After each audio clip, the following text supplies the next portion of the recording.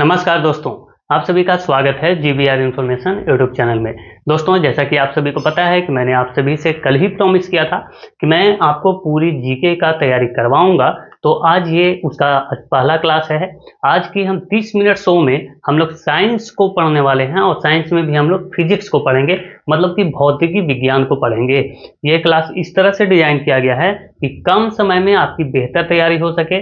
इस क्लास में हम फिजिक्स के सिर्फ वही कंटेंट को पढ़ेंगे जहां से कि हाल के एग्जाम में प्रश्न पूछे गए हैं। ऐसे ही आलतू फालतू पूरा फिजिक्स हमें खत्म नहीं करना है। हम पूरे फिजिक्स को एकदम मतलब कि बेसिक लेवल से खत्म नहीं करने वाले हैं, लेकिन हाँ, ये जो क्लास है पूरी तरीके से एग्जाम ओरिएंटेड है। अगर आप किसी भी एग्जाम की तैयारी कर रहे हो या फिर आप रेलवे की तैयारी कर रहे हो, यूपीएसआई जो कि अभी आई हुई है, एसएससी की कोई भी एग्जाम, आईबी यानी इंटेलिजेंस ब्यूरो का जो एग्जाम होने वाला है, उसका भी आप अगर तैयारी कर रहे हैं तो ये क्लास आपके लिए काफी बेनिफिशियल होने वाली है। तो चलिए आज की क्लास हम पूरे जोश के साथ शुरू करते हैं, लेकिन उससे पहले हम आपको एक बात बोलना चाहेंगे कि प्लीज आप इस वीडियो को पूरा जरूर देखिएगा, तभी आपको समझ में आएगा हर बात, ठीक है? क्योंकि इसलिए 30 मिनट रखा गया है ताकि आप जो है इसको आराम से देख पाए, ठीक है जी। चलिए, तो सबसे पहले हम जानते हैं कि भौतिकी की कौन कौन सी शाखाएं हैं जहां से प्रश्न बनते हैं। तो सबसे पहले देखिए यांत्रिकी यानी कि मैकेनिक्स, गति मतलब स्पीड, बल फोर्स, है ना, ऊर्जा एनर्जी, संवेग मतलब कि मोमेंटम, ये जो है यांत्रिकी। उसके बाद ऊष्मा यानी कि हीट में हम पढ़ने वाले हैं तापमान मतलब टेम्परेचर को, ऊष्मा को और ऊष्मा गतिकी को, ठीक है जी। प्रकाशिकी में मतलब ऑप्टिक्स में पढ़ेंगे परावर्तन, अपवर्तन, दर्पण, लेंस, ये सारी चीजें हमें पढ़नी है। ध्वनिकी मतलब कि साउंड में पढ़ेंगे तरंग, पिच, तीव्रता, ठीक है, ये सारी चीजें पढ़ेंगे। फिर विद्युत और चुंबकत्व में हम आ जाएंगे मतलब इलेक्ट्रिसिटी एंड मैग्नेटिज्म में। उसके बाद आधुनिक भौतिकी मतलब मॉडर्न फिजिक्स में परमाणु के बारे में, नाभिक और रेडियोधर्मिता के बारे में हम जानेंगे। चलिए हम क्लास को स्टार्ट करते हैं। देखिए, सबसे पहले हम यहाँ पे देखेंगे कि मापन की इकाइयां कौन कौन सी हैं, जो कि मूलभूत इकाइयां हैं। तो टोटल मूलभूत जो इकाइयां हैं फिजिक्स में वो टोटल कितने हैं? 7। और ये कौन कौन से हैं? तो जैसे कि लंबाई मतलब कि लेंथ, इसका जो एसआई मात्रक है वो है मीटर। द्रव्यमान मतलब कि मास, इसका जो एसआई मात्रक है वो है किलोग्राम, ठीक है। एक एक बात ध्यान देना। समय टाइम का एसआई मात्रक क्या है? तो सेकंड है। विद्युत धारा मतलब कि इलेक्ट्रिक करंट, इसका एसआई मात्रक है एम्पियर। तापमान मतलब कि टेम्परेचर, इसका एसआई मात्रक है केल्विन। पदार्थ की मात्रा, इसका क्या होगा एसआई मात्रक? तो आप बोलेंगे मोल, पदार्थ की मात्रा। उसके बाद प्रकाश की तीव्रता, इसका जो एसआई मात्रक है वो होता है कैंडेला। कोई दिक्कत तो नहीं है? आप बोलेंगे बिल्कुल नहीं। चलिए, अगर आपको इंग्लिश समझ में ना है तो वो भी बता देता हूं मैं। अमाउंट ऑफ मैटर्स मतलब कि पदार्थ की मात्रा, और प्रकाश की तीव्रता को हम क्या बोलते हैं? इंटेंसिटी ऑफ लाइट, ठीक है। अब कुछ अन्य इकाइयां होती है जैसे कि घनत्व, इसका घनत्व बराबर क्या होता है? तो द्रव्यमान बटा आयतन, मतलब कि द्रव्यमान बटा आयतन जो है वो किसका? तो घनत्व यानी डेंसिटी हम निकालते हैं। वेग, अगर आपको वेलोसिटी निकालना है तो विस्थापन बटा समय। अच्छा, ये विस्थापन क्या होता है इसको भी समझ लीजिए। मान के चलिए कि आप अपने गर्लफ्रेंड से मिलने जा रहे हो, ठीक है। आप अपने गर्लफ्रेंड से मिलने जा रहे हो, इस तरह से रास्ता है ऐसे, और यहाँ पे उसकी घर है, ठीक है। यहाँ पे आप उसको क्या किए? यहाँ पे जाकर के मिले। तो ये जो टोटल जो आपने चला, ये टोटल आपका क्या है? तो डिस्टेंस है। ये क्या है? तो टोटल जो डिस्टेंस है जो कि आपने कवर किया है। लेकिन अगर हम इसका विस्थापन अगर देखें, डिस्प्लेसमेंट, तो ये यहाँ से यहाँ जो कि शॉर्टेस्ट जो डिस्टेंस होता है वो आपका क्या होता है? डिस्प्लेसमेंट यानी कि विस्थापन। कोई दिक्कत तो नहीं? चलिए, बिल्कुल नहीं होगा। त्वरण मतलब कि एक्सेलरेशन क्या है? तो वेग में परिवर्तन बटा समय। जैसे कि आप गाड़ी चलाते हैं, एक्सेलरेट करते हैं, तो वही तो है एक्सेलरेशन, और तो कुछ नहीं है ना। उसी को हम बोलते हैं एक्सेलरेशन।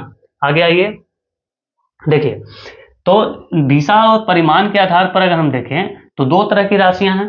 एक तो अदिश राशि जिसको हम स्केलर क्वांटिटी बोलते हैं, और एक होता है सदिश राशि जिसको वेक्टर क्वांटिटी बोलते हैं। यहां से भी क्वेश्चन बनते हैं, ठीक है जी। अब आपको दिमाग में आ रहा होगा कि दिशा तो आपको समझ में आता है, जैसे कि एक तीर बना हुआ है, इसका हेड मान के चलो कि अगर पूरब की ओर है तो ये इसका क्या है? दिशा। लेकिन जो परिमाण होता है वो सिर्फ मात्रा को बताता है कि यहां से यहां तक जो है वो क्या कितना डिस्टेंस है। इसमें दिशा से कोई मतलब नहीं होता है, दिशा से मतलब नहीं होता है। मतलब कि अगर हम किसी भी भौतिक राशि के कितना होने की बात करें कि कितना है, तो उसी को हम बोलते हैं परिमाण, ठीक है। जैसे, और ये अदिश में भी हो सकता है, सदिश में भी हो सकता है। सबसे पहले देखें तो अदिश राशि क्या है, तो वे भौतिक राशियां जिन्हें व्यक्त करने के लिए केवल परिमाण की ही आवश्यकता होती है, दिशा की आवश्यकता नहीं है। जैसे कि दूरी, आप मान के चलो कि यहां से यहां तक का डिस्टेंस कवर किया, आप पूरब में जाओ पश्चिम में जाओ, कोई दिक्कत नहीं है, दूरी तो उतना ही होगा ना भाई, उसको इससे कोई मतलब नहीं। चाल, समय, शक्ति, है ना, इंग्लिश में बताता चलता हूँ। डिस्टेंस, चाल मतलब स्पीड, इसको इंग्लिश में बोलेंगे टाइम। पावर, विद्युत धारा को हम क्या बोलेंगे, इलेक्ट्रिक करंट। आवेश को बोलेंगे चार्ज, और ऊर्जा को बोलेंगे एनर्जी।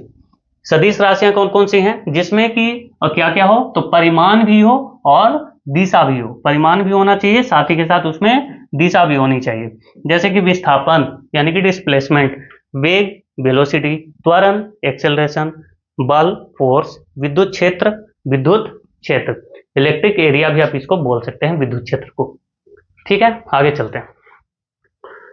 ये देखिए गति के नियम हम आप जानते हैं। तो सबसे पहले जानिए कि न्यूटन जो है वो 1687 ईस्वी में 3 प्रकार के नियम दिए। वो अपनी पुस्तक था उनकी, एक प्रिंसिपिया उसका नाम था पुस्तक का।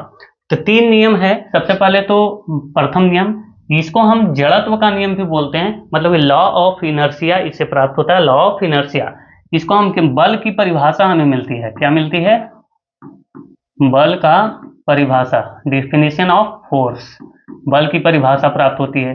जबकि दूसरा जो नियम है उससे हमें व्यंजक प्राप्त होता है, किसका, बल का व्यंजक प्राप्त होता है, मतलब कि फादर इज इक्वल टू माँ, फादर इज इक्वल टू माँ, F is equal to M A. F का मतलब हो गया फोर्स, एम का मतलब हो गया मास मतलब द्रव्यमान, और ए का मतलब हो गया एक्सेलरेशन। ठीक है जी, याद रखना है।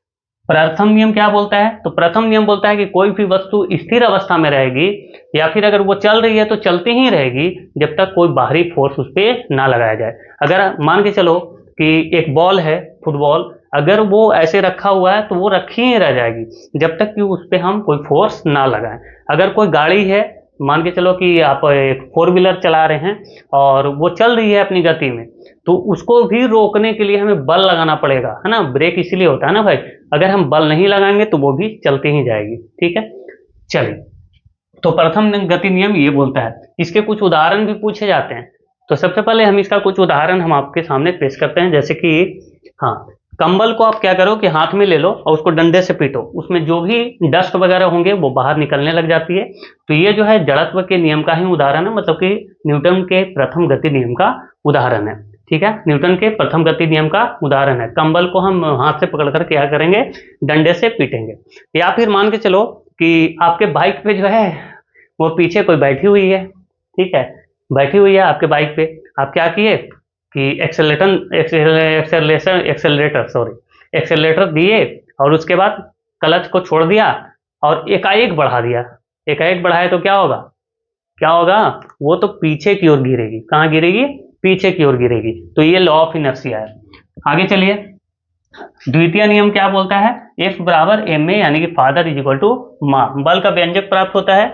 जैसे कि अब देखो, इधर से आ रहा है एक बॉल और ये खिलाड़ी है जो कि इसको कैच लेने के लिए बॉल के दिशा में ही हाथ को पीछे की ओर खींचेगा, बॉल की दिशा में हाथ को पीछे की ओर खींचेगा।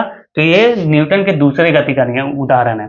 उसी तरीके से ये देखिए, अखाड़े के जो मैदान होते हैं ना, वहां पे डेली उसको क्या किया जाता है, कोड़ा जाता है ना, कुदाल से उसको, फावड़े से क्या किया जाता है, मिट्टी को क्या किया जाता है, जो कड़ी मिट्टी होती है उसको क्या किया जाता है, मुलायम बना दिया जाता है कोड़ करके। क्यों, ताकि इस पर खिलाड़ी गिरे तो उसको चोट ना लगे। तो ये भी दूसरे गति नियम का उदाहरण आप ले सकते हैं।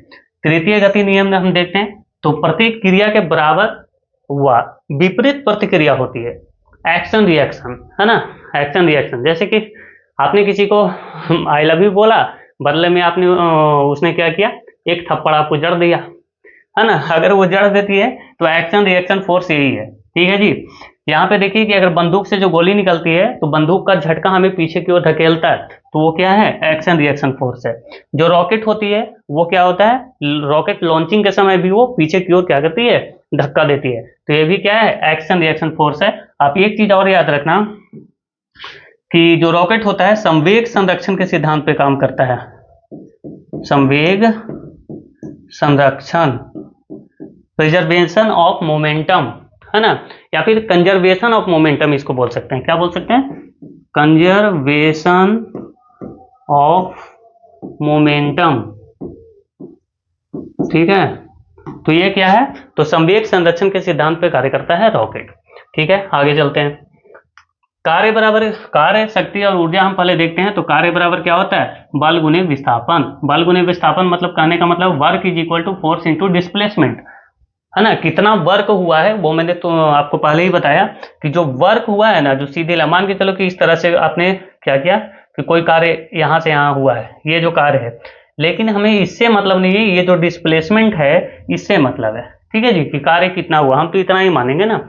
चलिए यहाँ पे आप देख सकते हैं ये कि जो वेट लिफ्टर है वो 200 न्यूटन का जो भार है वो 2 मीटर तक उठा रहा है। कितने मीटर तक, 2 मीटर तक उठा रहा है। तो इससे आप समझ सकते हैं कि इसने कार्य कितना किया है। ऊर्जा के प्रकार कौन कौन से हो सकते हैं, तो गतिज ऊर्जा। अच्छा, गतिज ऊर्जा कहने का मतलब है कि गति में कोई चीज हो, ठीक है। और गतिज ऊर्जा को हम क्या बोलते हैं, तो काइनेटिक एनर्जी बोलते हैं। एक सेकेंड के, काइनेटिक एनर्जी। और गतिज ऊर्जा, इसका फॉर्मूला क्या होता है, हाफ mv²। एम का मतलब मास और v का मतलब वेलोसिटी, ठीक है, मास इंटू वेलोसिटी। उसी तरह से स्थितिज ऊर्जा, यानी कि इसको हम क्या बोलते हैं, पोटेंशियल एनर्जी। क्या बोलते हैं दोस्तों, potential energy. Potential energy is equal to mgh, mass into gravitation into height, ठीक है। ग्रेविटेशन के बारे में हम आगे पढ़ने वाले हैं, टेंशन नहीं लेना है। ऊष्मा, ऊष्मा देखेंगे, ये भी क्या है, तो ऊर्जा के प्रकार है। प्रकाश ऊर्जा के प्रकार है। ध्वनि ऊर्जा के प्रकार है। हम सभी चीजें आगे पढ़ेंगे, ठीक है। ऊर्जा संरक्षण नियम में हम जाने तो ऊर्जा जो है वो ना तो उत्पन्न होती है और ना ही उसे कोई नष्ट कर सकता है, केवल उसका जो रूप है वो बदलता रहता है। जैसे कि आप मोटर को देख लो कि मोटर क्या करता है, कि मोटर जो है, ये मोटर क्या करेगा कि यांत्रिक ऊर्जा को गतिज ऊर्जा में वो बदल सकता है। मतलब ऊर्जा के रूप चेंज हो सकते हैं। जैसे कि मोमबत्ती है, मोमबत्ती क्या करता है, प्रकाश सॉरी रासायनिक ऊर्जा को प्रकाश ऊर्जा में कन्वर्ट कर देता है। समझ रहे हो बात। तो ये जो है ऊर्जा का रूपांतरण सिर्फ होता है, लेकिन उसका ना तो क्षय होता है और ना ही उत्पन्न होता है। ऊर्जा का मात्रा क्या है, तो जूल, कैलोरी या फिर अर्ग, ये तीनों जो हैं ये ऊर्जा के मात्रक हैं। मतलब कि ऊर्जा के ये मात्रक कौन कौन है, तीनों है। जूल भी है, कैलोरी भी है, अर्ग भी है, ठीक है। जूल भी है, कैलोरी भी है और अर्ग भी है। एक कैलोरी बराबर क्या होता है, मैं लिख दे रहा हूं, एक कैलोरी बराबर क्या होता है, तो 4.2 जूल होता है। एक कैलोरी बराबर क्या होता है, 4.2 जूल। और एक जूल बराबर कितना होता है, एक जूल बराबर होता है 10⁻7 अर्ग। एक जूल बराबर क्या होता है, 10⁻7 अर्ग। तो ये ध्यान रखेंगे, ये भी बार बार पूछा जा सकता है। अच्छा, शक्ति बराबर मतलब कि पावर, पावर बराबर क्या होता है, कार्य बटा समय। कार्य बटा समय कि आपने कार्य कितना किया।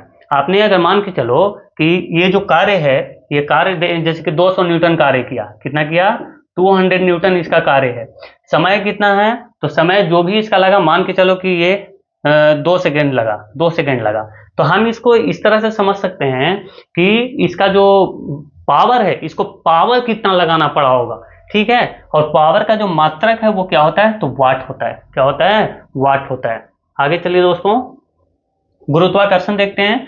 तो गुरुत्वाकर्षण स्थिरांक जो होता है, जिसको हम बड़ा जी, है ना, ऐसे इसको हम एफ बराबर लिखेंगे। एफ बराबर क्या होता है, तो बड़ा वाला जी, m1 करने का मतलब मास, पहला वाला मास और दूसरा वाला मास, इसको बटा करेंगे r², ठीक है जी।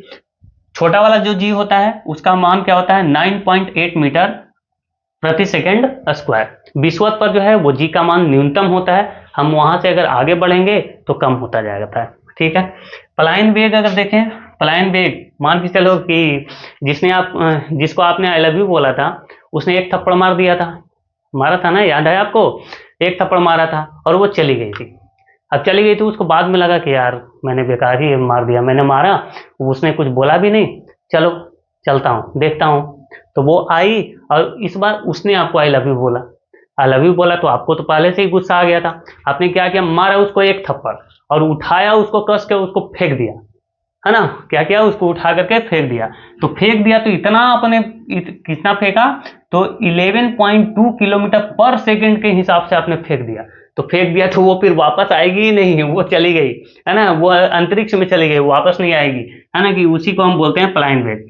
उपग्रह का परिक्रमण जो समय होता है, मतलब स्थिर उपग्रह का, वो होता है 24 घंटे का। आप यहाँ पे समझ सकते हैं जो सार्वत्रिक स्थिरांक होता है, जो हमने बताया कि जी इक्वल टू क्या होता है, एफ। अच्छा, ऐसे हम यहाँ पे समझेंगे कि जी, वहां पे हमने देखा था ना, जी मास 1 मास 2 बटा डी स्क्वायर, है ना। तो ये देखिए कि ये जो दो व्यक्ति है, यहाँ पे दो व्यक्ति है, दोनों के बीच की जो डिस्टेंस है वो है कितना, 60 मीटर का। और ये इसका भी भार है 60 केजी और इसका भी भार है 60 केजी का ही। तो अगर इस फार्मूले पे हम अगर इसको अगर फिक्स करें तो ये देखो 60 केजी मास 1 है और मास 2 भी कितना है, 60 केजी। डिस्टेंस कितना है, तो 60 का। तो 60 स्क्वायर से ये दोनों 60 चला गया, यानी कि जो एफ है, जो बड़े वाले जी का मान है, वो क्या आएगा, तो 6.67 into 10 to the power -11 newton metre square प्रति केजी स्क्वायर। ठीक है, तो ये चीजें आप ध्यान रखना कि बड़ा जी का मान ये होता है, ये भी कभी कभी पूछ लिया जाता है। ठीक है, आगे आइए।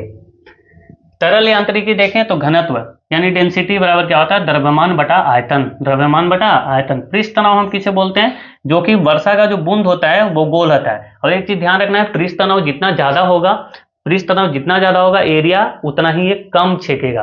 ठीक है, जिसका जितना ज्यादा पृष्ठ तनाव होगा, एरिया वो क्या करेगा, फैलेगा। जैसे कि आप गर्म सूप का आप उदाहरण ले सकते हो, गर्म सूप, है ना। गर्म सूप जो होता है वो हमें स्वादिष्ट लगता है, क्यों, क्योंकि गर्म जैसे जैसे जो भी द्रव होता है ना, जो द्रव होता है, द्रव गर्म करने पर जो है इसका पृष्ठ तनाव क्या होता है, कम हो जाता है। पृष्ठ तनाव क्या होता है, कम हो जाता है। द्रव को अगर हम गर्म करें तो इसका पृष्ठ तनाव क्या होगा, कम हो जाता है। और यही जब पृष्ठ तनाव कम हो जाता है तो जो गर्म सूप है हमारे जीभ पे, मुंह में, सभी ओर फैल जाता है। फैल जाता है तो हमारी जो जिह्वा है वो उसकी स्वाद ले पाता है ना। तो इसलिए हमें गर्म सूप ज्यादा स्वादिष्ट लगता है। वर्षा का जो बूंद है वो गोल होता है, किसके कारण, तो पृष्ठ तनाव के कारण। ठीक है जी। आर्किमिडीज का सिद्धांत देखेंगे तो ऊर्ध्व बल बराबर होता है विस्थापित द्रव का भर। मतलब कि अगर ये कोई पोंड है, ऐसे मान के चलो कि यहाँ पे जल भरा हुआ है, इसमें आप क्या कर रहे हो कि इसमें आप लकड़ी का एक टुकड़ा जो है वो आप डुबाने की कोशिश कर रहे हो इस तरह से। ठीक है, तो ये इसमें आपको कितना बल लगाना पड़ेगा, जितना कि ये जो इसकी जितना यहाँ से द्रव जो विस्थापित होगा, जो बाहर आएगा, उतना ही आपको बल लगाना पड़ेगा। ये बोलता है आर्किमिडीज का सिद्धांत। ठीक है जी। आप यहाँ पे देख सकते हैं कि ये तैरने लगा और ये क्या हो रहा है, ये डूब चुका है। जैसे कि आप देख सकते हैं कि अगर आप पतली सुई को अगर खड़े अगर डुबाते हैं तो वो डूब जाता है, जबकि एक जो मान के चलिए कि एक लकड़ी का गुट्ठा है उसको हम डुबाते हैं तो नहीं डूबता है ना। ऐसा क्यों होता है, क्योंकि ये जो विस्थापित जो द्रव का जो भार है ना, जो विस्थापित जो द्रव का भार है वो जो लकड़ी का गुट्ठा है उससे ज्यादा था, इसलिए वो क्या हुआ, डूब नहीं पाया। पास्कल का नियम क्या बोलता है, तो द्रव में दाब जो है वो समान रूप से फैलता है। ठीक है जी, द्रव जो है उसमें दाब क्या होता है, समान रूप से फैलता है, सभी ओर फैलता है।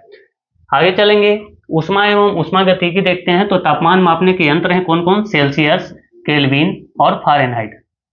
भाई लाइक जरूर कर देना वीडियो को। ठीक है, तो तापमान मापने के यंत्र कौन कौन से हैं, तापमान कहने का मतलब हम टेम्परेचर को माप रहे हैं, किसको, टेम्परेचर।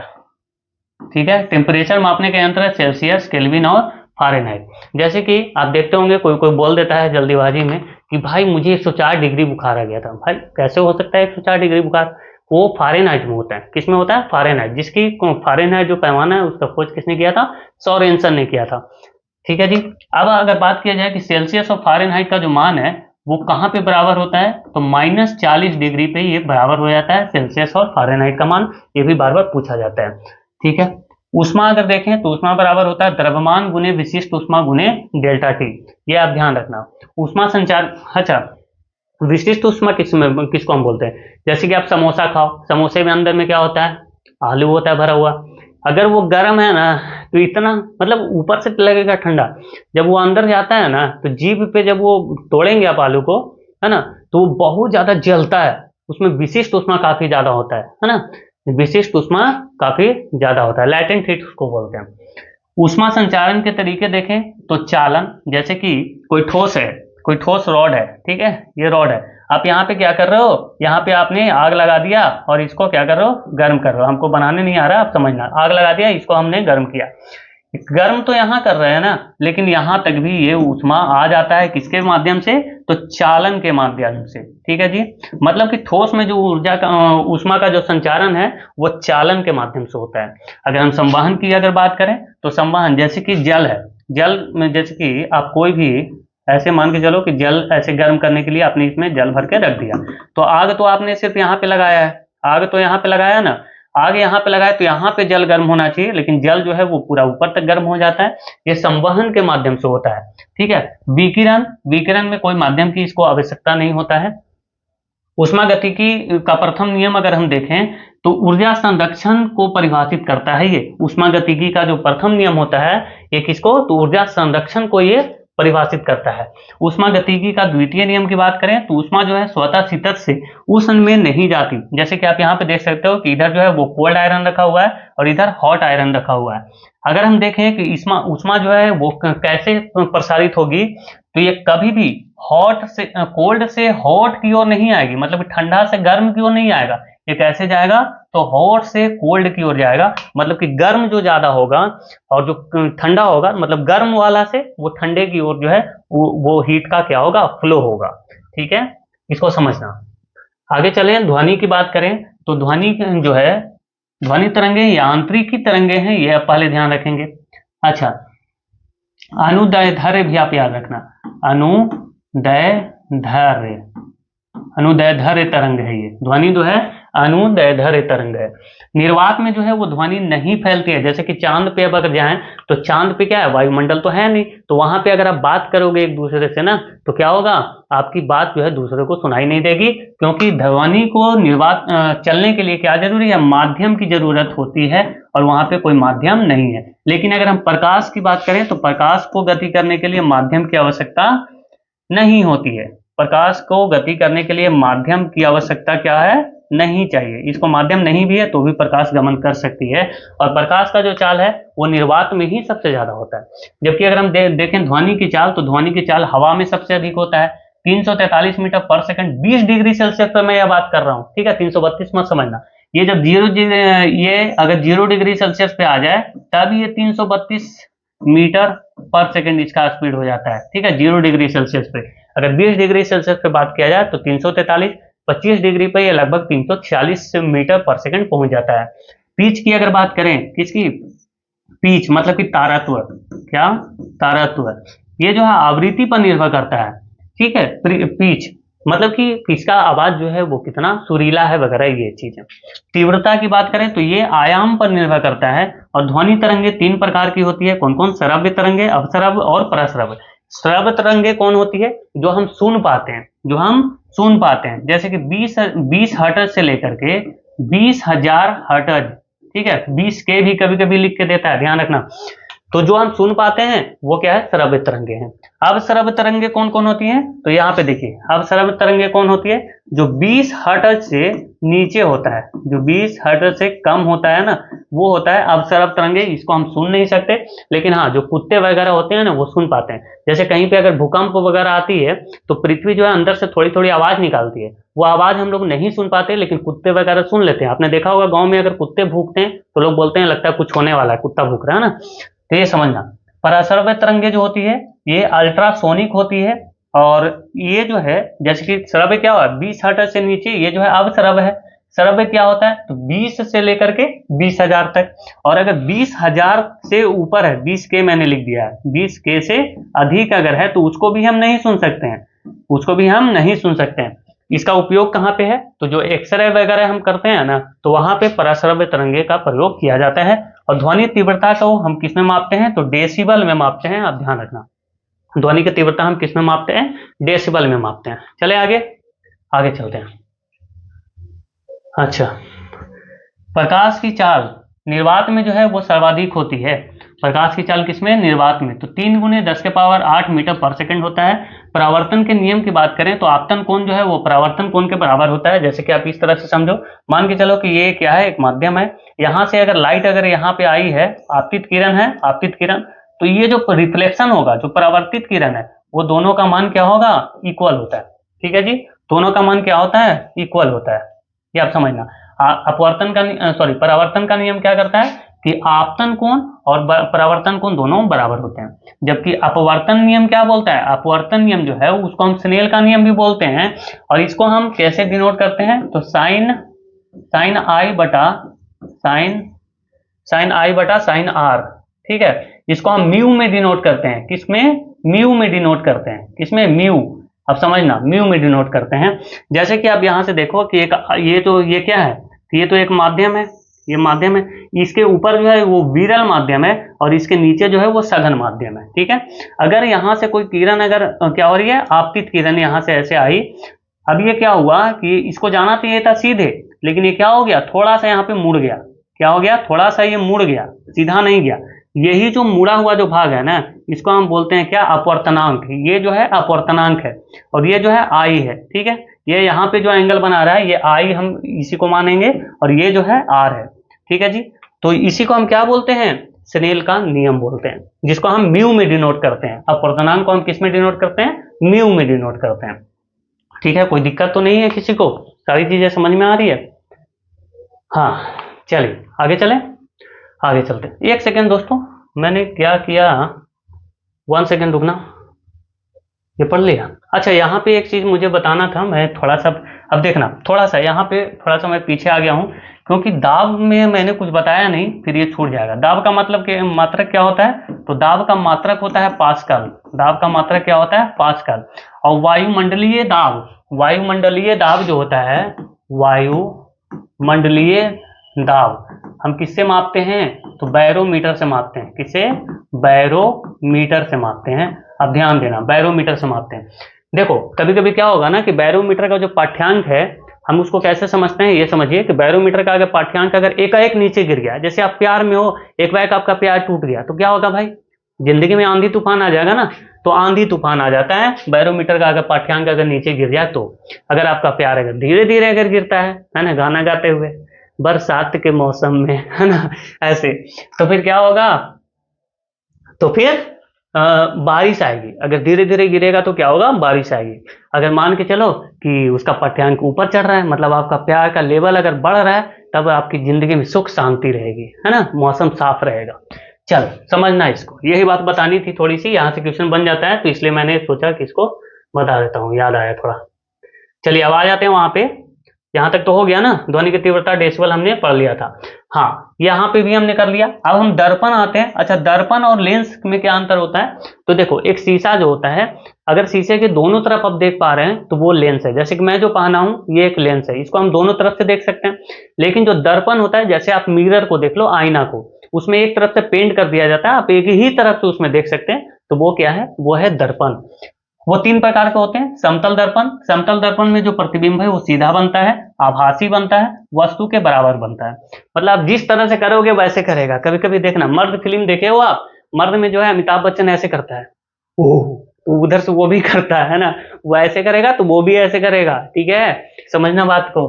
तो समतल दर्पण में क्या होता है? सीधा प्रतिबिंब बनता है, आभासी बनता है और वस्तु के बराबर बनता है। ठीक है, क्योंकि वो बराबर। अच्छा, एक चीज और ध्यान रखना कि समतल दर्पण में कभी भी जो प्रतिबिंब है, अगर 2 समतल दर्पण के अगर बीच में कोई वस्तु को हम रख दें और 2 समतल दर्पण ऐसे लगा दें, जैसे आप सैलून वगैरह में जाते होंगे तो देखते होंगे, तो आपके बहुत सारे प्रतिबिंब बन जाते हैं, है ना।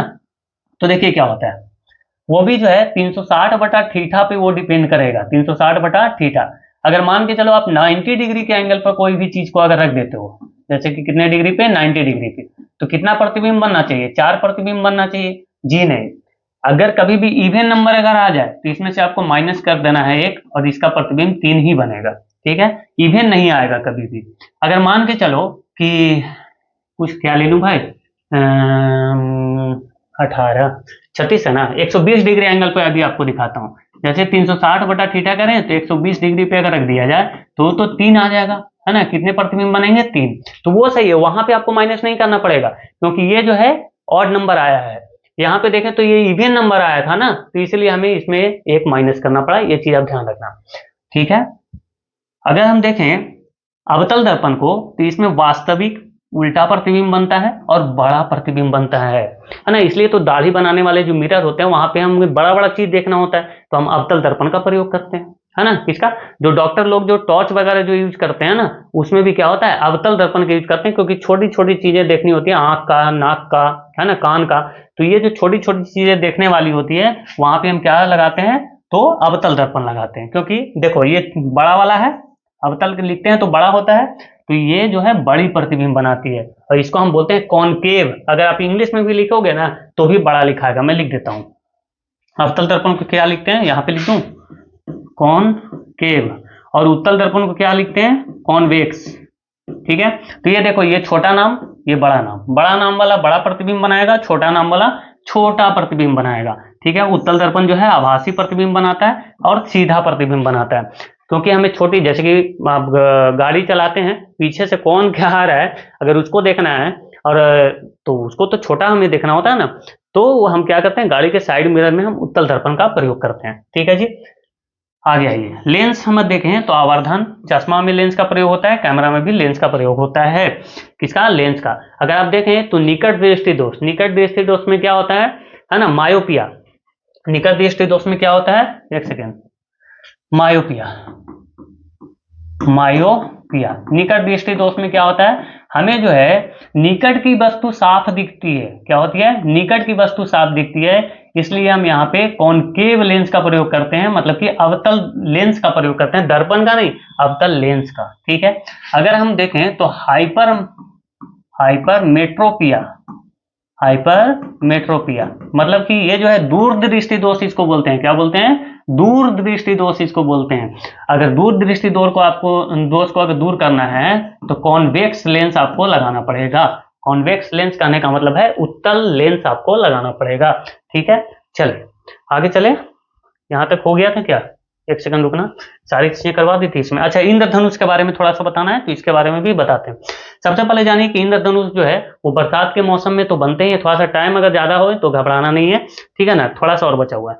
प्रकाश का परावर्तन, पूर्ण आंतरिक परावर्तन तथा अपवर्तन द्वारा वर्ण विक्षेपण का ये सबसे बढ़िया उदाहरण है, और ये बरसात के मौसम में बनता है। यहाँ पे थोड़ा सा मैं बताता हूँ विबग्योर के बारे में। इंद्रधनुष में कितने रंग होते हैं, 7 रंग होते हैं। थोड़ा सा क्लियर करता हूँ, एक सेकंड।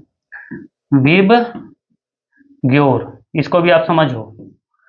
सबसे पहले देखिए कि ये बैगनी रंग है और ये रेड रंग है, यहां से काफी ज्यादा प्रश्न बन जाते हैं, है ना। सबसे देखिए कि तरंग दैर्ध्य अगर किसका कम होता है तो इसका तरंग दैर्ध्य सबसे अधिक होता है। तरंग दैर्ध्य सबसे अधिक किसका होता है तो लाल रंग का होता है। तरंग दैर्ध्य सबसे कम किसका होता है तो ये होता है बैगनी रंग का। ये मैं ऐसे लिख दे रहा हूं, ठीक है, ये आप समझना। अगर पूछे प्रकीर्णन, प्रकीर्णन का मतलब क्या होता है, फैलाव। प्रकीर्णन का मतलब क्या होता है, फैलाव। तो सबसे ज्यादा फैलाव किसका होगा, सबसे ज्यादा फैलेगा ये, है ना, प्रकीर्णन। और प्रकीर्णन का मतलब मैंने बताया फैलाव, और इसका प्रकीर्णन सबसे कम होता है, सबसे कम इसका प्रकीर्णन होता है। और जिसका फैलाव कम होगा जिस रंग का, वो ज्यादा दूर तक आपको दिखाई देगा, है ना। इसीलिए तो देखते हो जो सिग्नल लाइट होता है उसमें लाल रंग का यूज होता है ना, तो इसीलिए तो इस लाल रंग का इसलिए यूज होता है ताकि वो बहुत दूर से ही दिख जाए, क्योंकि उसका फैलाव कम हो रहा है। जैसे आप टॉर्च का अगर यूज करते हो, अगर वो कम फैलता है तो वो बहुत दूर तक जाता है ना, और अगर वो बहुत ज्यादा फैल जाता है तो वो कम दूर पे जाएगा। अब देखना इस चीज को। तो तरंग दैर्ध्य जो है लाल रंग का सबसे अधिक होता है और बैगनी का सबसे कम होता है। प्रकीर्णन की बात करें तो बैगनी का सबसे अधिक होता है और लाल का सबसे कम होता है। ठीक है, आगे चलें। विद्युत एवं चुंबकत्व देखें तो ओम का नियम क्या बोलता है कि V equal to I R. V का मतलब क्या है तो वोल्ट, V का मतलब क्या होता है वोल्टेज, और I का मतलब क्या होता है करेंट, और R का मतलब क्या होता है रेजिस्टेंस यानी कि प्रतिरोध। ठीक है, तो इस चीज को आपको ध्यान रखना है कि वोल्टेज अगर ज्ञात करना है तो हम किससे मल्टीप्लाई करेंगे, तो करेंट और रेजिस्टेंस को हम क्या करेंगे, मल्टीप्लाई करेंगे। ओम का नियम ये बोलता है, और ओम तो आप जानते ही हैं इस तरह से लिखा जाता है ना ओम। चलो, विद्युत शक्ति जो होता है वो वोल्ट गुने आई, है ना, वोल्टेज गुने करंट, इससे हम विद्युत शक्ति हम निकालते हैं। विद्युत मोटर जो है वो विद्युत ऊर्जा को यांत्रिक ऊर्जा में रूपांतरित कर देता है ना। जनरेटर जो है यांत्रिक ऊर्जा को विद्युत ऊर्जा में रूपांतरित कर देता है। ट्रांसफार्मर वोल्टेज बढ़ाता या घटाता। अच्छा, ट्रांसफार्मर का जो यूज होता है वो किस लिए होता है, वोल्टेज को बढ़ाने या घटाने में। मान के चलो कि 11,000 वाट का कोई लाइन आया यहाँ पे और ये डायरेक्ट आपके घर में चला जाए, तो क्या आपके जो एसी पंखा जो भी है, बल्ब जो भी है, क्या ये 11,000 वोल्टेज क्या ये सहन कर पाएगा? जी नहीं, ब्लास्ट कर जाएगा, है ना, आग लग जाएगी। तो इसलिए बीच में लगाया जाता है यहाँ पे ट्रांसफार्मर, और ये वोल्टेज को कम करके सबके घरों में क्या करती है, भेज देती है। ठीक है जी, और भी बहुत सारी चीजें हैं वो आप देख लेना थोड़ा। आधुनिक भौतिकी की बात करें तो परमाणु मॉडल जो है वो थॉमसन ने दिया, थॉमसन, रदरफोर्ड और बोहर ने दिया था। ठीक है जी। रेडियोधर्मिता में अल्फा किरण, बीटा किरण और गामा किरण जो है वो होते हैं, और गामा किरण की जो वेधन क्षमता है वो सबसे अधिक होती है, ये आप ध्यान रखना। अगर हम अर्धायु की बात करें तो किसी रेडियोधर्मी तत्व का 50% अगर क्षय होने वाला, नष्ट होने वाला है, तो उसको हम बोलते हैं अर्धायु। नाभिकीय विखंडन के सिद्धांत पर कौन कार्य करता है? तो परमाणु बम और परमाणु ऊर्जा जो है वो नाभिकीय विखंडन के सिद्धांत पे कार्य करता है ना, न्यूक्लियर फ्यूजन। अगर हम नाभिकीय संलयन की बात करें तो सूर्य से जो ऊर्जा निकलती है वो नाभिकीय संलयन के माध्यम से ही सूर्य में ऊर्जा प्राप्त होती है। लेजर का बात करें तो इसका फुल फॉर्म बार बार पूछा जाता है, light amplification by simulated emission of radiation. ठीक है, light amplification by stimulated emission of radiation जो है वो लेजर का क्या है, फुल फॉर्म है। और लेजर का प्रयोग जो है वो नाविक जो है वो क्या करते हैं, समुद्र में नाव चलाने के लिए क्या करते हैं। एक्सरे जो है वो चिकित्सा में इसका उपयोग किया जाता है। ठीक है, एक्सरे का उपयोग किसमें किया जाता है? चिकित्सा में किया जाता है। विद्युत धारा का तो ऐसा ही मतलब मैंने सारी चीजें क्लियर कर दी हैं, कोई दिक्कत नहीं है। देखिए कुछ भौतिकी के आविष्कार देख लें तो बल्ब का आविष्कार थॉमस एडिसन ने किया। विद्युत बल्ब जो है जो कि प्रायोगिक है, जोसेफ स्वान ने किया था। एक्सरे की खोज किसने की थी? रॉन्जन ने की थी। गामा किरण की खोज जो है वो पॉल विलार्ड ने किया था, लेकिन नामकरण किसने दिया था? रदरफोर्ड। परावैंगिक किरण की खोज रिटर ने की थी। इलेक्ट्रॉन की खोज थॉमसन। अच्छा, ये एक चीज आप ध्यान रखना, ये वाला फॉर्मूला, ईट पर नाच, ईट पर नाच, इससे हो गया इलेक्ट्रॉन, टा से थॉमसन। देखो इलेक्ट्रॉन थॉमसन, ठीक है, पा से प्रोटॉन, र से रदरफोर्ड। अच्छा यहाँ पे गड़बड़ हो गया भाई चलो कोई बात नहीं, ये गोल्डस्टीन है। देखो क्या है ना कि रदरफोर्ड भी कभी कभी प्रोटॉन पे आपको दे दिया जाता है, और वो प्रोटॉन से वो भी संबंधित है। ठीक है, लेकिन ये है गोल्डस्टीन, आप ध्यान रखना, ये यहाँ पे ट्रिक फेल कर रहा है ना न्यूट्रॉन अगर देखें तो चैडविक, ना से न्यूट्रॉन और चा से चैडविक, ये वाला आप ध्यान रखना। यहाँ पे आप बस क्लियर कर लेना कि ये गोल्डस्टीन है। हालांकि कभी कभी आपको ऑप्शन में रदरफोर्ड भी मिल जाता है। आगे आइए, रेडियो की खोज मार्कोनी, विद्युत मोटर की खोज फैराडे ने की थी, टेलीफोन की खोज ग्राहम बेल ने की थी, और ट्रांसफार्मर की माइकल फैराडे ने की थी। वैसे बहुत सारे खोज है ना, मैं लास्ट में आपको विविध में आपको जरूर करवाऊंगा और भी जो खोज है। तो आज की जो आधे घंटे की जो क्लास थी, जो 30 मिनट शो है, वो यहाँ पे समाप्त होता है। और मैंने जो एग्जाम ओरिएंटेड जो भी फिजिक्स के जो भी कंटेंट है वो यहाँ पे मैंने सम्मिलित किया है। तो आप एक बार जरूर बताना कि कैसा लगा है आप लोगों को कंटेंट, क्योंकि मैंने इसमें काफी मेहनत भी की है और कोशिश किया है कि हर वो चीज करवाया जाए जो कि आपके एग्जाम के दृष्टिकोण से काफी महत्वपूर्ण है। और मैंने ये कोशिश किया है कि जितना जल्दी हो सके उतना जल्दी मैं इसको आप तक डिलीवर कर पाऊँ। ये नहीं कि 4 घंटे का वीडियो बना दूं बस फिजिक्स का, जो कि आप देख ही नहीं पाओगे, है ना। तो कल फिर हम मिलेंगे 10 बजे आप लोगों के सामने, 10 PM में। आपको इसको क्या करना है कि इसको शेयर जरूर करना है सभी लोगों के साथ, जिससे क्या हो कि सभी लोगों तक ये सूचनाएं पहुंच पाएं और ये इस चैनल के बारे में सभी को जानकारी मिल सके। और रही बात इसकी PDF की, तो इसकी PDF मैं कल आपको प्रोवाइड करवा दूंगा, कोई इसके लिए टेंशन की बात नहीं है। आपको वीडियो जरूर देखना है और शेयर भी जरूर करना है। थैंक यू सो मच दोस्तों, जय हिंद, मिलते हैं फिर कल।